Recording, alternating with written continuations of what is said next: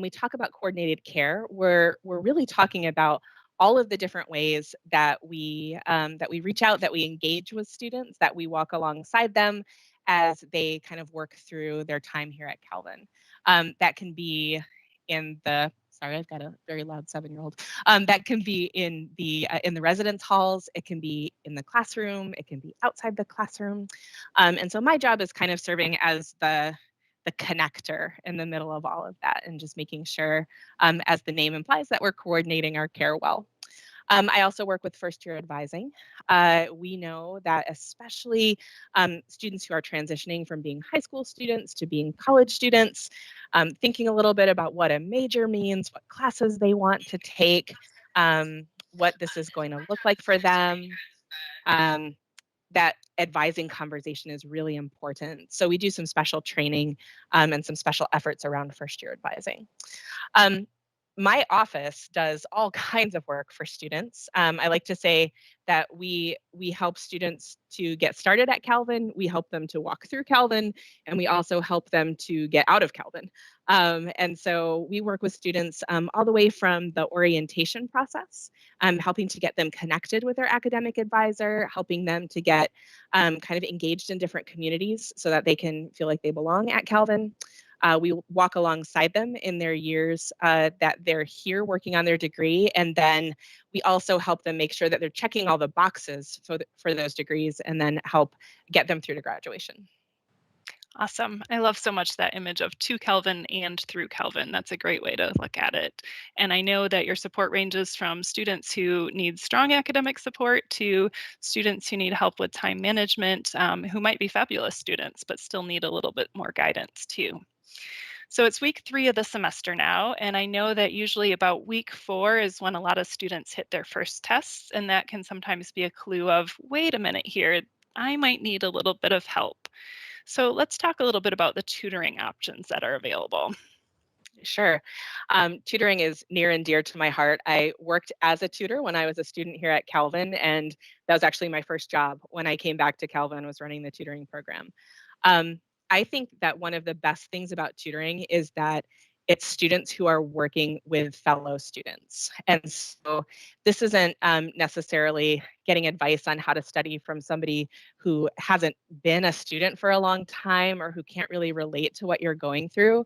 But rather, these are students who have taken some of these same classes and they're also taking their own classes right now. So they understand all of the different challenges or pulls on your attention that you have as a student. Tutoring is a free service that we provide to all Calvin students, although I prefer to say prepaid because it's part of what's included in the tuition cost. And sometimes that helps students feel a little bit better about using it. But there's no additional charge for students who are using our tutoring services. We have primarily appointment-based tutoring, and so that means that we'll take students and we'll connect them with a specific tutor, and they'll meet at a specific time every week. Um, and we tutor most 100 and 200 level classes. So most of the things that fall under our core curriculum, and also some introductory classes for many of the majors. In addition to the content work that students might work on in those sessions with their tutors, we also work specifically on helping them learn how to be good students in that discipline. And so if a student gets a tutor for, say, cell biology, they'll certainly be talking about some of those complicated concepts in cell biology, but they'll also be learning from their tutor, like, how do you study for a test in this particular discipline, in this particular class? What are some good homework strategies, that kind of thing. So we try to have that be kind of a holistic resource for our students.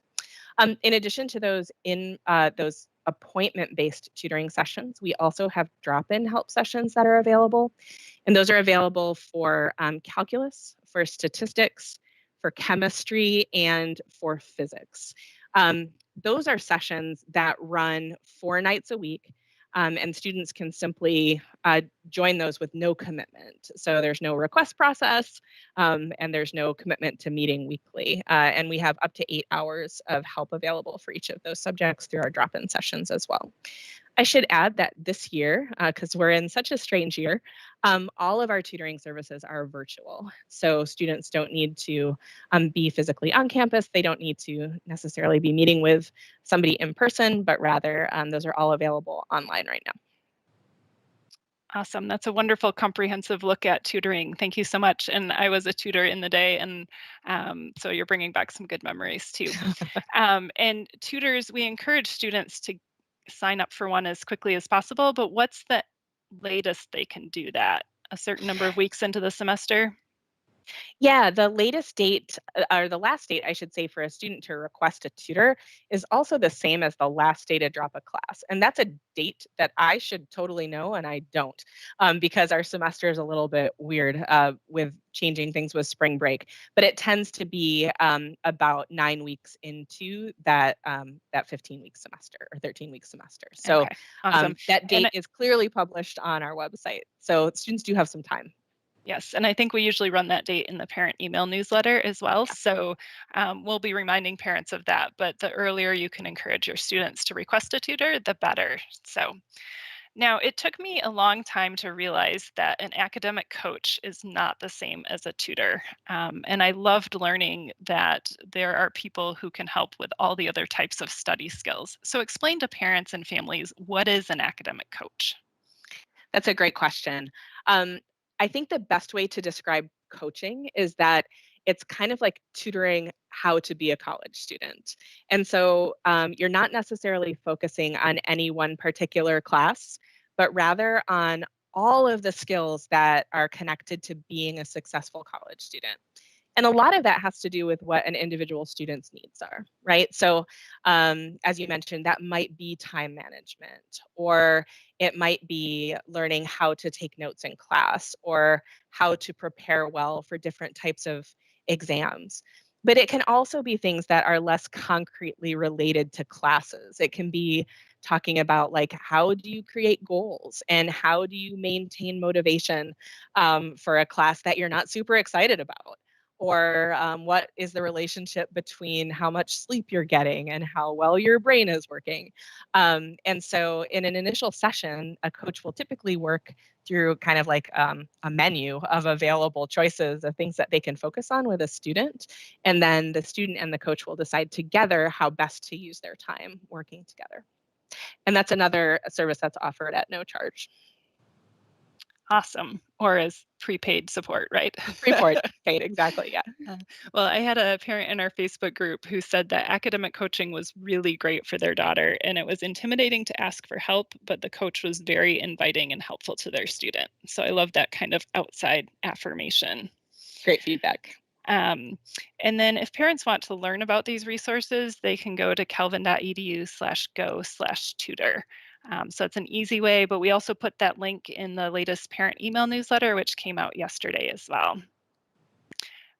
This is not necessarily your area of responsibility, but talk to me a little bit about the Rhetoric Center and what resources that can offer to students. Yeah, sure. Um, One of the areas that we don't actually tutor is written rhetoric. So we don't offer tutors for the English 100 or English 101 or 102 classes. And that's because we don't need to, because we have this fantastic resource that's available for students. The Rhetoric Center is run by the English department. And despite the fact that I mentioned English 101, I should clarify that the tutors at the Rhetoric Center can help with papers or speeches, or really any sort of rhetoric assignment for any class that your student is in. One of the things that I like the best about that service is you don't have to go to them with a finished paper. You can go to a Rhetoric Center coach just with an outline, and they can help you polish it, or really at any point during that writing process. You can meet with a coach in the Rhetoric Center, and they can help you through that whole through the whole process of completing that assignment. Awesome. Thanks so much. I greatly appreciate the Rhetoric Center too. And even for like PowerPoint presentations and things like that, I think, oh, that would have been great to get coaching on that when I was a student. So you talked about to college and through college. So let's talk a little bit about how we keep students on track for a degree. And there's this acronym AER, academic you can explain what it is. Yeah. So tell us about how we keep students on track for a degree, what their AER does, and perhaps how faculty advising fits into that as well. For sure. We do love our acronyms. So AER stands for Academic Evaluation Report. And essentially, what that is for students is a whole list of all of the requirements that they need to complete in order to graduate. It will reflect their chosen major. It will reflect if they have any minors or any special concentrations that they've added to their program while they're here. It also will track all of the core requirements. And the final requirement that we have for graduation is that each student needs to complete at least 124 credits. So it tracks that as well. Students have access to their AER in the self-service platform. That's where students will go in to do their registration as well. So they should be pretty familiar with that. They can pull up on the tab that says progress. It'll give them an up-to-date evaluation of where they stand in terms of their major and their progress.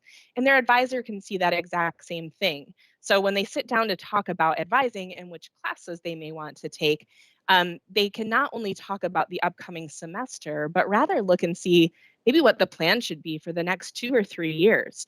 And there's some space within that self-service program as well where students can actually go in and specifically plan out the classes that they want to take.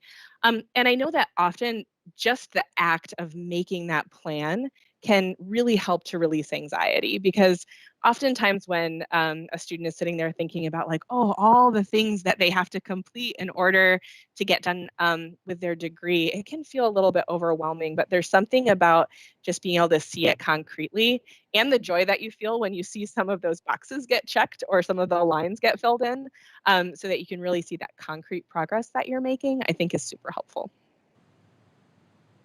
Excellent. Thanks so much. So let's talk about students who may be undecided or choosing a major and changing majors. So I know that I have had some parents say, oh no, my student thinks they want to do A instead of B. And other parents have come alongside them and said, oh, my student is on C, D, or E, and it's okay. So talk about how you work with students who are thinking about changing their major and assure people that it's okay.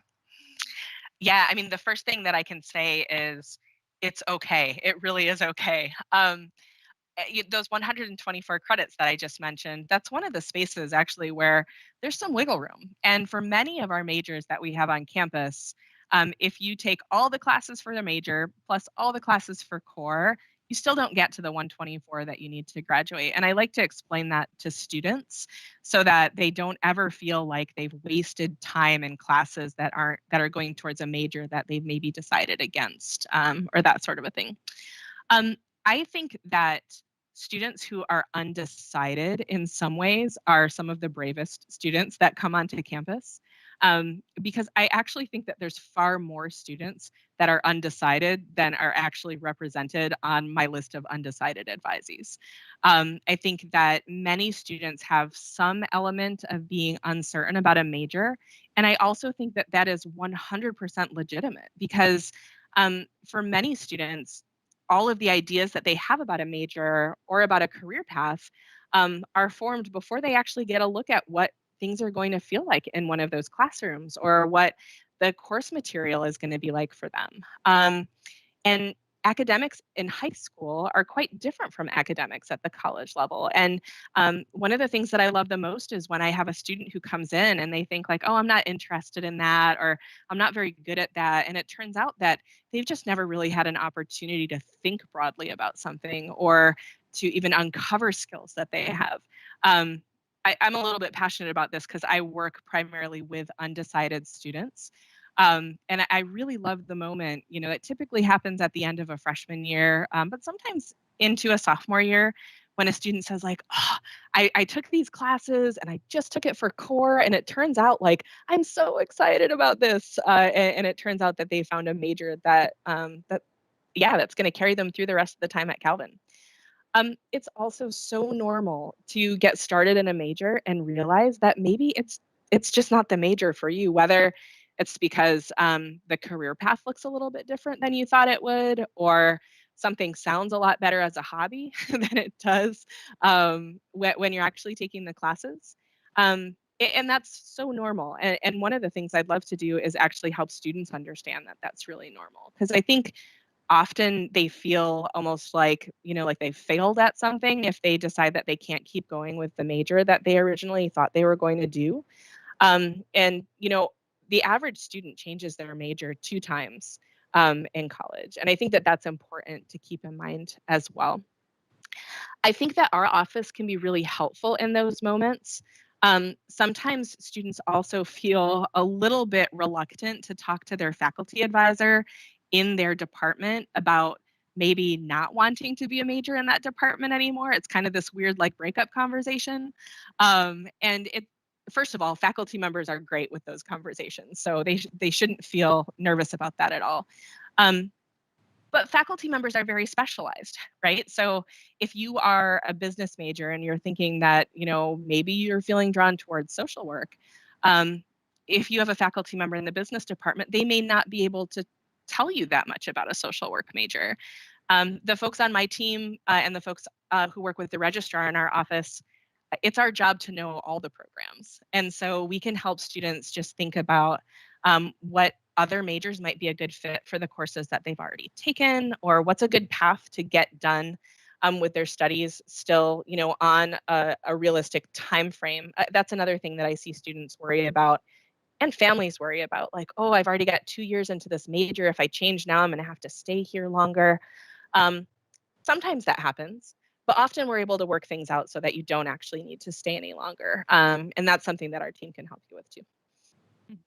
So, if there's a student who wants to have a conversation with someone in the Center for Student Success, just to provide another perspective from their faculty advising, how would they schedule that? They can connect with the folks at our front desk, which is virtual right now, by sending an email to successcenter@calvin.edu. We also do have a way that students can request an appointment online. And Susan, maybe we can put this link out there as well. I think it was in a recent Facebook too, or post as well. But you can go to the care form and submit a help request. And one of the choices that you can choose on there is advising, and it'll get routed to the appropriate person, and somebody will reach out to you to have a conversation. Awesome. Yeah, I like the quick website, calvin.edu/go/care. And that's not something that parents can fill out a form for, but students can log in and choose all sorts of areas of support. And the nice thing is you can also choose, I'm not sure. And then Thea and her team will get that and have the appropriate office follow up. So that's a great resource. So another service that comes out of your office that some of your colleagues manage is disability services. And I'm always just fascinated by the wide range of working with a student with a peanut allergy, or a student who is deaf and so the fire alarm in their bedroom needs to be a flashing light instead of an audio signal. Just the creativity that's involved in how you respond to each student's individual needs. So tell us a little bit about the services you provide and just give us a picture of what that looks like for some of our students. Yeah. Um, I think one of the one of the things that you said there is right on. There's such a broad range of services that we provide to students, and it can be anything from an environmental issue, like you said, maybe a nut allergy, or somebody who needs specific accommodations, like in a dorm, to provide for an environmental allergy. All the way through to students who may have some sort of, like, say, a mobility impairment or that kind of a thing. Um, One of the things that I like about the services that we provide is we really work to customize that for each individual student. And so, um, what we don't want to do is just take a look at a diagnosis that you share with us or something like that and say, oh, well, you should have the following accommodations and then you should be fine. Have fun. Rather, we engage in a conversation with each student, just to talk a little bit about how their disability has impacted their daily life, and specifically how it's affected their academics. And we work through the resources that we have to create a package of accommodations or services in order to help each individual student perform well here at Calvin. Some of what we do is really related to academic accommodations. So we have things like accommodations for testing, whether that's distraction reduced environment or extended time. We also have accommodations for students in the form of electronic textbooks. We work really closely with our health center. Sometimes people don't recognize that you can have health issues that can actually fall under the category of a temporary disability. Um, we don't have as many sports going on right now, but typically in the fall we'll get a number of concussion cases that come from health services, and sometimes students don't recognize how much something like that may actually affect their ability to engage well with their academics, and so we work with them on things like that. And we're so grateful for all of our partners around campus as well. The two disability coordinators who work on my team, Lisa Coy and Tim Monkern, have great relationships with folks in housing and residence life, health services, with our faculty members, even things that you might not expect, like print services. If we've got, if we need to make adjustments to a textbook to make it more accessible to a student, we'll go ahead and we'll dive into that. One of the other things that's so important to remember is that accommodations at the college level do look different than accommodations at the high school level. And one of the big differences is that students are often doing the advocating for themselves, whereas they're really used to having their parents or even their teachers be the ones who are determining accommodations prior to this. We really work with students to help them find their voice in this process, and I think that that's a great learning process for them. Awesome. Thank you for that comprehensive look at that. And I love that you mentioned athletes and students like that too. I know some students come in, like you said, from high school knowing that these services are available, but then there might be a student who breaks their leg and is in a wheelchair and all of a sudden discovers they have to navigate campus and they need to know about accessible entrances. So thanks to your team too for really being the accessibility advocates for the whole campus, the physical campus, the academic campus, the emotional support that students need. So again, I'll remind parents, if you have specific questions for us, feel free to drop those in the chat and we'll be able to cover those in a couple minutes. But for now, what advice would you give to a parent who sees that their student is struggling, but the student hasn't wanted to ask for help? That's a question that I probably get about once a week. So if any of you are feeling like that's the situation that you're in, please know that that's so normal. Um, I think that one of the things that I would recommend is, as much as possible, just really trying to normalize the fact that students struggle. I mean, this is a new thing for many students, especially when we're talking about the first year, right? And so we don't expect students to be experts. And right now, none of us are experts at what learning looks like in the middle of a pandemic, right? So I think that one of the things that can really trouble students is feeling like, oh man, I used to like I was a good student in high school and now I'm struggling and I don't want to tell anybody that because my identity is as a good student or something like that. Um, I would say that of the students who work on our tutoring staff, just for example, these are students who, they work for us because they're some of the best in their fields here at Calvin. Probably about half of them have also received tutoring. So, just to say that like there's nothing wrong with asking for help. And in fact, you're doing college right if you're reaching out and you're asking for help. So as much as you can give that message to your students, that's great. Um, in terms of like actively what you can do as a parent, again, it's a little different at college than it is in high school, right? Because these students they're adults, even if sometimes it doesn't feel like it. And that does complicate things a little bit, right? So there are certain things at Calvin that we can't share with parents unless a student has given us specific permission to. With that said, we can always listen. And sometimes that feels a little bit weird to reach out and say, like, here's things that are going on with my student. And to be having that conversation with somebody who really can't turn around and then provide any feedback for you without that permission from your student. But just know that we are available to listen if you do have concerns. And are always happy to take information and kind of use that as background context if it's helpful in supporting your students. Again, I know that that feels strange, especially when you're used to having a really close relationship with the folks who are supporting your students. But just know that we're all on the same page and we're all have the same primary goal of making sure that your student is as successful as possible. Mhm. Thanks, Thea. I hear that from parents as well. Just eager to have their students receive support no matter how it comes. And I think I do a lot of that with you as well, saying, hey, I know you can't tell me anything about this student, but I just heard this person express this, and I want to let you know because you can put it into the background documents that those who have that confidential access can access so that they know that, oh, maybe I should also ask questions about this when I'm talking with this student too. So I know very much that you are listening, even when you can't always talk about what's happening. Um, so in the last year, and even in the last week, we've shifted to more classes being offered online. How are we supporting students who say, I really do better in person, but I'm not sure how to approach getting my work done online? Oh, that's a great question and so relevant right now.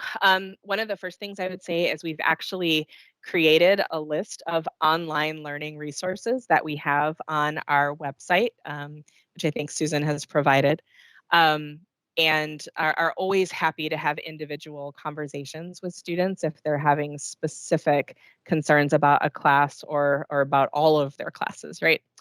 In general, though, we really encourage students to approach remote learning in the same way that they would approach being in class on campus. And that means making a point of staying engaged, making a point of reducing distractions when you have when you're engaged in a class, right? Don't have 5 different screens open that you're trying to multitask your way through. Keep your camera on for accountability.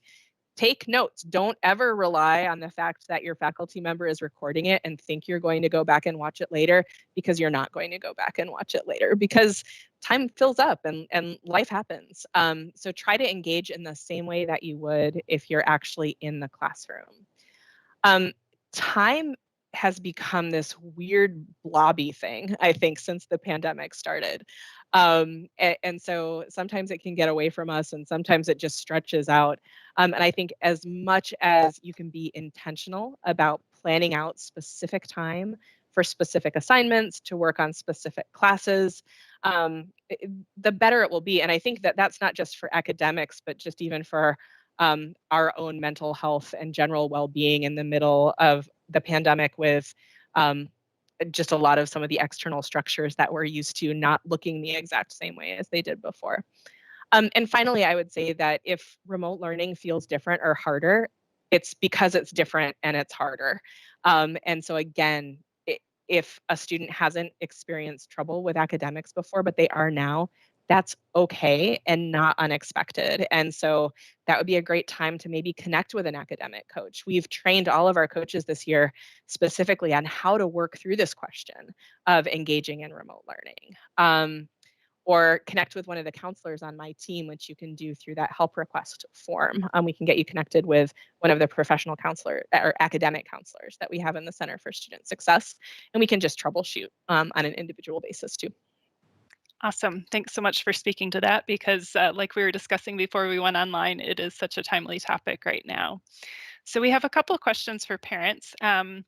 And I am actually going to take the first one because it is what is happening with the class of 2020 graduation. So I do serve on commencement committee. I'm not the primary lead there, but I get to hear some of the discussions, and we are hoping to have information out by the end of February. Um, that information will go to the graduates first, but then it is fully our plan that the same information will also be communicated to the parents of graduates. So we are looking at a variety of venues and trying to anticipate what the state of Michigan requirements will be in May for what capacity of gathering size we will be able to have. And really trying to put in place a plan that we know will be able to stay through May without having to change plans again. So we know this is later than we usually communicate. We are eager to have all the plans in place, and I am hopeful that within the next 2 weeks we can answer that. So thanks for cheering for the class of 2020 grads. And likewise for the class of 2021, we hope to have information for both classes at the same time. And then we had a parent ask, and Thea, you can let me know if this is your area that you can speak on or not, but Calvin's faculty just approved a new core curriculum. And this parent is wondering how students will know what classes qualify. And I believe from my remembering, you are always under the same requirements that you came in with. So any current student would follow their typical plan that they already have mapped out. But can you speak more to what's coming and how that affects students planning for their future classes? I can speak to this a little bit, partly because it's still evolving, I think, just in terms of how it will be implemented. But Susan, you're right on to say that students will typically just stick with the requirements and the plans for the calendar year of when they started at Calvin. And so, for the most part, current students don't need to worry too much about the new core because they'll be continuing to work with their faculty advisors on fulfilling the same requirements that they've had all along.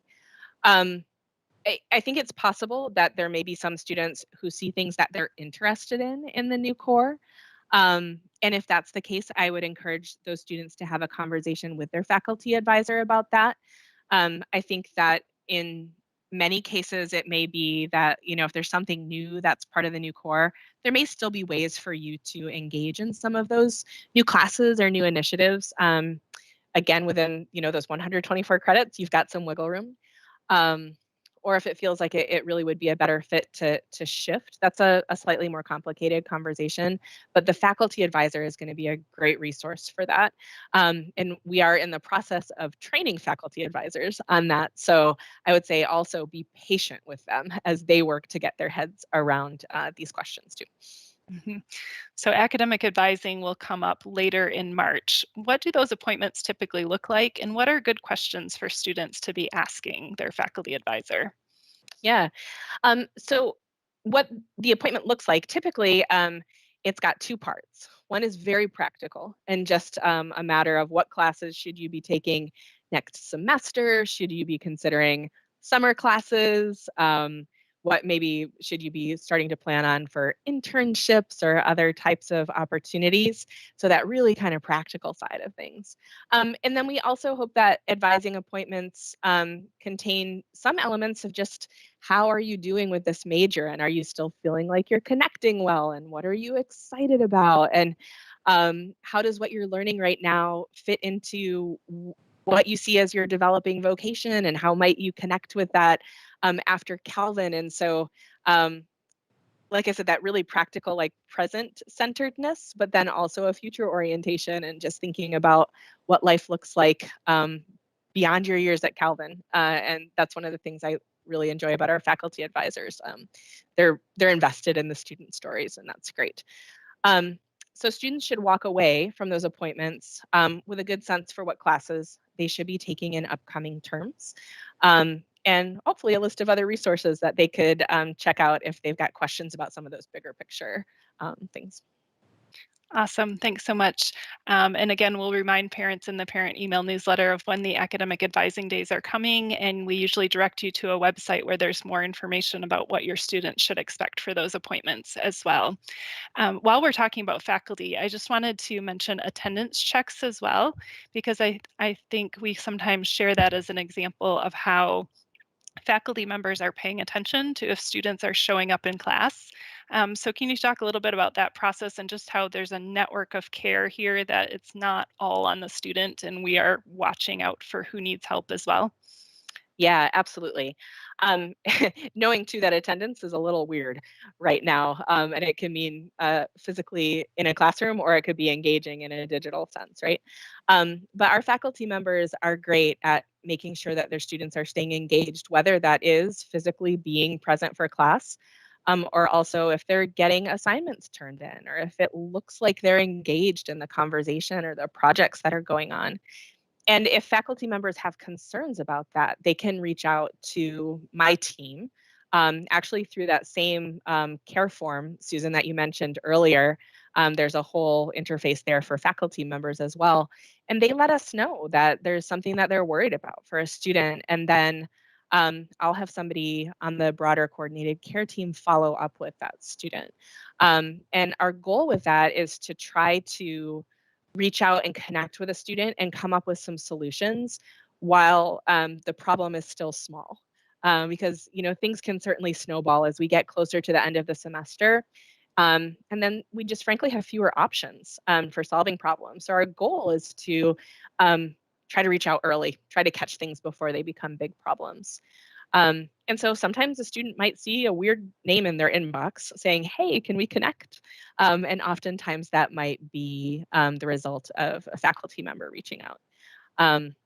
We try to make sure that as much as possible, we're working with people who already have a relationship with a student. So maybe an advisor, or maybe an academic counselor. But sometimes it might just be a new name, or I should say, a new resource. Awesome.